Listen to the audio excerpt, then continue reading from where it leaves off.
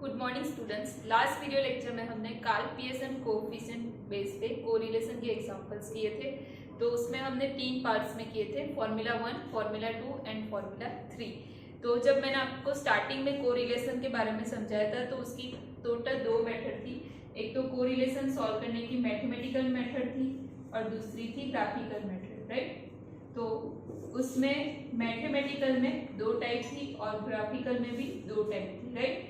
तो ग्राफिकल में scatter diagram and simple graph, ऐसी 2 मेथड थी। और यहाँ पे Karl Pearson and Spearman, right, ऐसे टोटल 4 टाइप थी। तो उसमें से हमने कार्ल पियर्सन के बेस पे 3 फॉर्मूला 1, 2, 3 वो तीनों फॉर्मूला के बेस पे एग्जाम्पल सॉल्व कर किए थे लास्ट 3 वीडियो लेक्चर में। अब आज जो हम पढ़ने वाले हैं वो है स्पीयरमैन्स रैंक कोरिलेशन। इसको नाम दिया है रैंक कोरिलेशन क्योंकि ये कोरिलेशन रैंक के बीच होता है, इसलिए नाम दिया है रैंक कोरिलेशन। अब सबसे पहले रैंक कोरिलेशन क्या है तो उसकी डेफिनेशन देखते हैं। तो कोरिलेशन बिटवीन 2 वेरिएबल्स, वो ही है 2 वेरिएबल्स के बीच का ही रिलेशन है, बट वो वेरिएबल अब आपके क्या होंगे, रैंक होंगे। जैसे कि फिजिक्स और केमिस्ट्री के मार्क्स है या तो कोई कंपटीशन हुई है उसके मार्क्स, उसके रैंक दिए है 1, 2, 3, 4, उसका आपको कोरिलेशन फाइंड करना है, that is known as a rank correlation. और उस टाइम पे आपको स्पीयरमैन्स रैंक कोरिलेशन यूज करना है, राइट। तो रैंक कोरिलेशन की डेफिनेशन बहुत इजी है। It is a relation between 2 variable whose values are ranks। अब स्पीयरमैन्स रैंक कोरिलेशन कोएफिशिएंट, इसकी फॉर्मूला हमने ऑलरेडी वहां पे डिस्कस की थी, बट एग्जांपल हम अभी कर रहे हैं इसलिए फिर से रिमाइंड कराने के लिए मैंने यहाँ पे फॉर्मूला लिखी है। r is equal to 1 minus 6 summation d square by n into n square minus 1 where d is equal to difference between x and y, right. तो अब ये वाली जो फॉर्मूला है उसमें आपको सिर्फ एक ही चीज फाइंड करनी है, वो है summation d square, because n आपको पहले से यहाँ से काउंट से पता चल जाएगा और बाकी सब कांस्टेंट है। सिर्फ आपको डिफरेंस फाइंड करना है x एंड y के बीच का, उसका स्क्वायर वो आप इस फॉर्मूला में रख दो तो आपको r मिल जाएगा। मीन्स फॉर्मूला बहुत सिंपल है और कैलकुलेशन भी बहुत इजी। तो फर्स्ट एग्जांपल स्टार्ट करते हैं। Example 1, 10 participant in a contest are ranked by 2 जजेस एज फॉलोज। तो 2 जजेस है रैंक x एंड y, उन्होंने 10 पार्टिसिपेंट्स को रैंक दिया है अपने हिसाब से 1, 3, 7, 5, 4, 6, 2, 10, 9, 8। ये फर्स्ट जजेस का है। देन सेकंड जजेस 3, 1, 4, 5, 6, 9, 7, 8, 10, 2। अब आपको क्या फाइंड करना है, find the correlation between that, right. यहाँ पे लिखना मैं भूल गई थी, बट ये फाइंड दी कोरिलेशन बिटवीन 2 जजेस रैंक्स, राइट। तो अब वो हम फाइंड करते हैं। तो सबसे पहले फॉर्मूला, उसमें हमें क्या चाहिए, सिर्फ d चाहिए। तो पहले टेबल बनाएंगे। तो टेबल के हिसाब से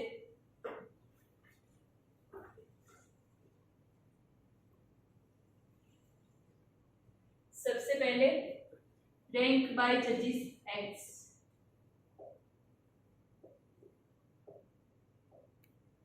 आप डायरेक्टली x लिखोगे तो भी चलेगा। Rank by judges y, then d is equal to x minus y and last में d square, right। तो टोटल 4 कॉलम आपको ड्रॉ करनी है, उसमें से 2 ऑलरेडी आपको दी है और 2 आपको फाइंड करनी है। तो पहले जो दिया है वो लिख लेते हैं। 1, 3, 7, 5, 4, 6, 2, 10, 9, 8, राइट। एक एक्स्ट्रा रो चाहिए तो हमें समेशन लिखने के लिए इसको थोड़ा एक्सटेंड कर देंगे। तो टेबल रेडी।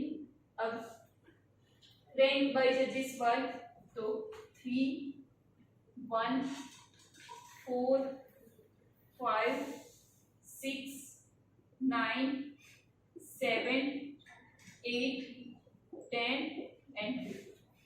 अब दोनों के बीच का difference d is equal to x minus y. Suppose आपने y माइनस एक्स लिया तो भी कोई बात नहीं, नेगेटिव साइन आएगी, बट यहाँ पे आपको d स्क्वायर ही करना है तो बाद में वो पॉजिटिव ही हो जाएगा, राइट।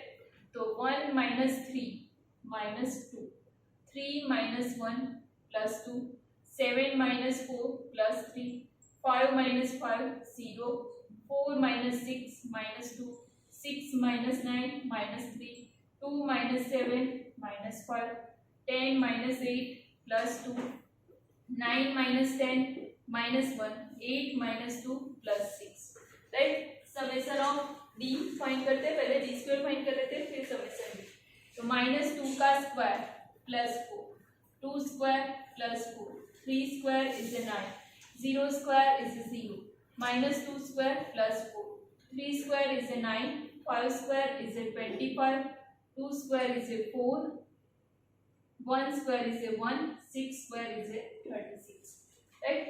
अब सम लेते हैं d का, तो minus 2 plus 2 0, 0 plus 3 3, minus 2 1, 1 minus 3 minus 2, minus 5 minus 7 minus 1 minus 8 and 6 plus 2 plus 8, 8 minus 8 summation of d is 0।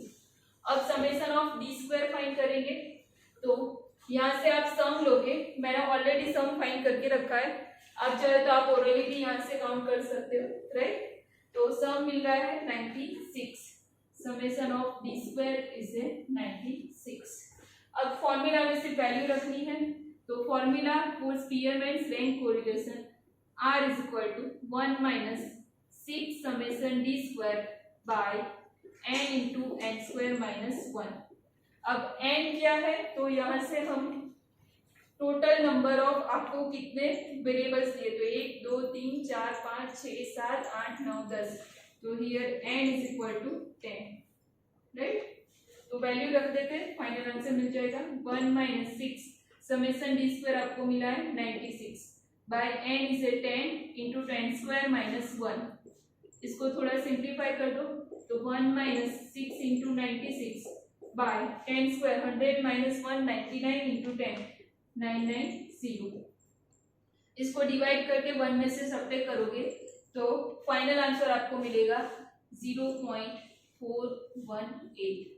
तो it is a rank correlation between two जजेस, राइट। अब सेकेंड एग्जांपल देखते हैं।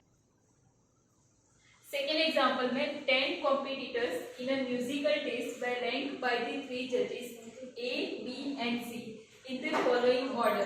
तो 3 जजेस ने रैंक दिए, जजेस A 1 6 5 10 3 2 4 9 7 and 8, then rank bye जजेस B 3 5 8 4 7 10 2 1 6 9 and similarly rank by C 6 4 9 8 1 2 3 10 5 and 7। तो ये 10 कॉम्पिटिटर्स है जिनके रैंक जजेस A B C ने दिए हैं, तो उसके हिसाब से आपको using the rank correlation method find which pair of जजेस has the nearest approach to common liking in music. तो कौन से दो जजेस की पेयर का अप्रोच नियरेस्ट आ रहा है, ऐसा आपको फाइंड करना है। तो बाय यूजिंग दी आपको रैंक कोरिलेशन मेथड से वो डिसाइड करना है। तो हम जजेस A एंड B के बीच का कोरिलेशन कोएफिशिएंट फाइंड करेंगे, B एंड C के बीच का फाइंड करेंगे, A एंड C का फाइंड करेंगे। जिसका सबसे ज्यादा नियरेस्ट आएगा वो दोनों का अप्रोच नियरेस्ट है, ऐसा हम डिसाइड करेंगे, राइट। तो अब सॉल्यूशन देखते हैं। तो सॉल्यूशन में सबसे पहले n काउंट करके, अब यहाँ पे x y नहीं दिए तो पहले वो एज्यूम कर लेते हैं। सपोज रैंक बाय जज A is equal to x variable, similarly rank by judge B is equal to y variable and rank by judge C is equal to z variable। 3 variable assume कर लिए। Now n is equal to 1 2 3 4 5 6 7 8 9 10, right. Total number भी 10 है rank, तो वहां से भी पता चल जाएगा, काउंट नहीं करोगे तो भी चलेगा। अब टेबल बनाते, तो टेबल में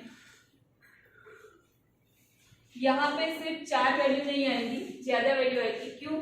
क्योंकि आपके पास कितने वेरिएबल है? 3 वेरिएबल, और वो तीनों में से आपको ए एंड बी के बीच फर्स्ट R1 फाइंड करेंगे, बी एंड सी के बीच R2 फाइंड करेंगे, ए एंड सी के बीच R3 फाइंड करेंगे। तो 3 वैल्यू फाइंड करने तो 3 डिफरेंस आएंगे, 3 डिफरेंस का स्क्वायर आएगा, राइट। तो पहले x, then y, then z।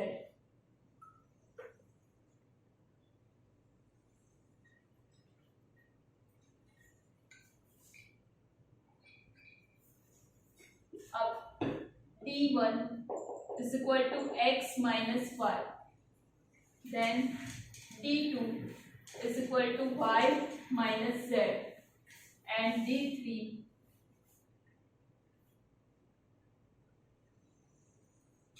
is equal to z minus x। उसके बाद तीनों के बीच का स्क्वायर, तो d1 square, d2 square, and last one d3 square, right.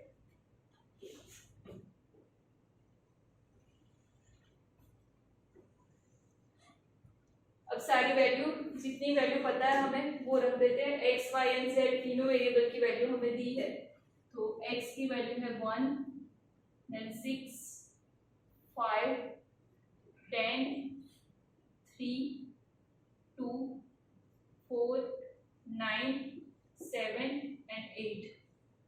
Table को थोड़ा और इंक्रीज कर देते हैं क्योंकि लास्ट में समेशन के लिए भी टेबल एक्सटेंड करनी है। तो यहाँ से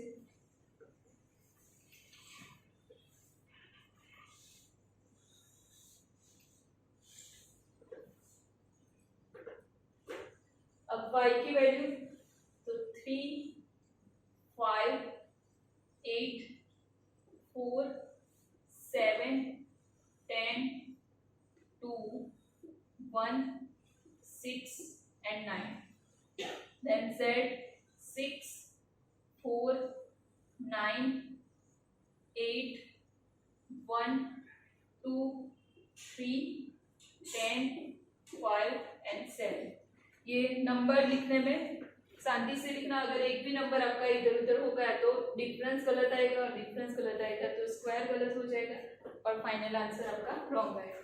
तो यहाँ पे अब d1 difference between x and y, तो 1 minus 3 is a minus 2, 6 minus 5 is a 1, 5 minus 8 is a minus 3, 10 minus 4 is a 6, 3 minus 7 minus 4, 2 minus 10 minus 8, 4 minus 2 2, 9 minus 1 8, 7 minus 6 1, 8 minus 9 minus 1, right।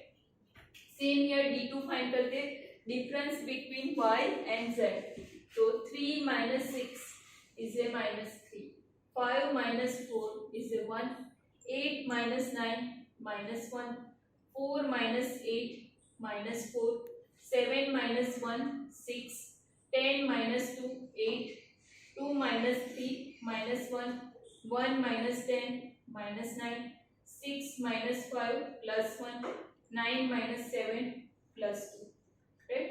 अब d3 difference between z and x, तो 6 minus 1 5, 4 minus 6 minus 2, 9 minus 5 plus 4, 8 minus 10 minus 2, 1 minus 3 minus 2, 2 minus 2 is a 0, 3 minus 4 is a minus 1, 10 minus 9 plus 1, 5 minus 7 minus 2, 7 minus 8 minus 1, right।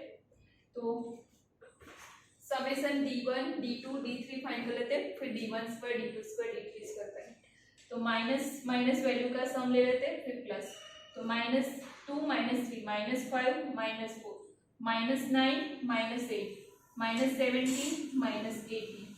अब plus value, तो 1 + 6 7, 7 10 plus 2 9, 9 plus 8 17 plus 1 18. तो summation D1 is 0 means आपका सम right है, right. ताकि यहाँ पे अगर गलती हुई है तो आपका D1 स्क्वायर भी गलत आएगा, तो यहीं से आप चेक कर सकते हो। Then -3 -1 -4 -4 -8 -9 -18 1 plus 6 7 plus 8 15 16 18. So -18 plus 18, again summation D2 is also 0. Then summation D3, 5 plus 4 9, 9 plus 1 10, -2 -2 -2 -6 -7 -9 -10, 10 -10 summation D3 0. अब स्क्वायर फाइंड कर लेते और फिर उसका सम। तो D1 स्क्वायर -2 का स्क्वायर प्लस 1 का स्क्वायर 1 -3 का square 9 6 square is 36 -4 square is 16 -8 square 64 2 square is 4 again 8 square is 64 1 square is a 1 -1 square is also 1.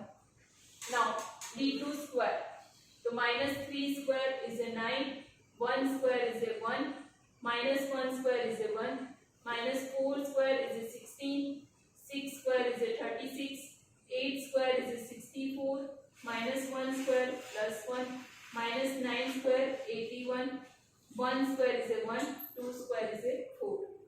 Now D3 square, तो 5 स्क्वायर इज 25 -2 का स्क्वायर प्लस 4 4 स्क्वायर इज 16 -2 का square plus 4 -2 square is 4 0 square is 0 1 square is 1 1 square is 1 2 square is 4 -1 square is plus. तो सारे square value आपको मिल गए। अब सिर्फ summation D1 square D2 square and D3 square वो आपको फाइंड करना है, जो मैंने ऑलरेडी पहले से फाइंड करके रखा है। तो मैं directly D1 square D2 square D3 square उसकी वैल्यू यहाँ पे लिख रही हूँ। तो summation D1 square is equal to वो हमें मिल रहा है 200, then summation D2 square is equal to वो मिला है 214 and summation D3 square is equal to 60 answer मिल रहा है, राइट। अब R1 R2 R3 तो वो तीनों हमें फाइंड करने, तो तीनों की यहाँ पे हम फॉर्मूला लिख लेते। R1 is equal to 1 - 6 summation D square by n into n square -1। Same here R2 1 - 6 summation D2 square by n into n square -1.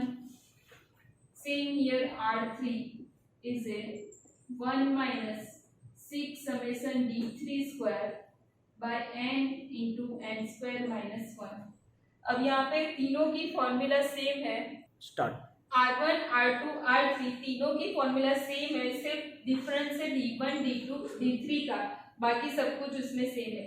और यहाँ पे मैं 6 लिखना भूल गई थी, सॉरी, आप करेक्ट कर देना। तो तीनों की फॉर्मूला सेम है, राइट, सिर्फ difference D1 square D2 square और D3 स्क्वायर का। अब सबकी वैल्यू इसमें रखते और R1 R2 R3 की वैल्यू फाइंड करते। तो 1 - 6 इंटू समेशन D1 स्क्वायर, तो उसकी वैल्यू है 200, तो 200 बाय n इज 10 10 स्क्वायर -1, तो 10 स्क्वायर इज 100 100 -1 कितना मिलेगा 99, राइट। तो 1 यहाँ पे 6 इंटू 2 1200 बाय 990। तो R1 की वैल्यू कैलकुलेशन के बाद हमें मिल रही है नेगेटिव, वैल्यू है -0.21 -0.21, राइट। अब R2, तो R2 is equal to 1 - 6 summation D2 square is 214 by 10 into 10 square -1 100 -1 99। तो R2 हमें कैलकुलेशन के बाद मिलेगा, वो भी नेगेटिव मिल रहा है, -0.296। Same here R3 is equal to 1 - 6 summation D3 square, वो आपको मिला है 60। तो 60/10 इंटू 100 - 1 तो 99। तो यहाँ पे 1 - 360/990। तो R3 हमें पॉजिटिव मिलेगा, बिकॉज ये सब में ऊपर वाली वैल्यू ग्रेटर देन थी, नीचे वाली वैल्यू छोटी थी। यहाँ पे भी ऐसा था, यहाँ पे ऊपर वाली वैल्यू लेस देन और नीचे वाली वैल्यू ग्रेटर देन। तो ये पॉजिटिव में आंसर आएगा। तो आंसर मिल रहा है 0.64। तो तीनों वैल्यू हमें मिल गए। अब आपको फाइनल कंक्लूजन जो लिखना था वो है कि ये तीनों जजेस के पेयर में से कौन से दो जजेस की पेयर का अप्रोच नियरेस्ट है। तो यहाँ पे आप देखोगे कि R1 की वैल्यू है वो है -0.21। सेम ईयर R2 की वैल्यू क्या है, -0.29। सिर्फ R3 की वैल्यू आपको पॉजिटिव मिल रही है, मीन्स उसका अप्रोच नियरेस्ट आ रहा है जो रैंक कोरिलेशन का होना चाहिए। तो यहाँ पे कंक्लूजन लिखना है, तो वो मैं यहाँ पे लिख रही हूँ। Here R3 is equal to 0.64, hence जजेस, कौन से जजेस थे R3 में, तो R3 Z - X। तो Z मीन्स हमने किसके लिए, C के लिए, और X A के लिए। तो जजेस A एंड C का अप्रोच, हैंस जजेस A and C have the nearest approach.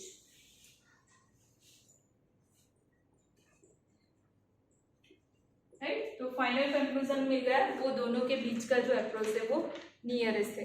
Right, अब नेक्स्ट वीडियो लेक्चर में हम इसी के बेस पे आगे के एग्जांपल्स करेंगे। आई होप आप लोगों को समझ में आ गया होगा। Thank you so much.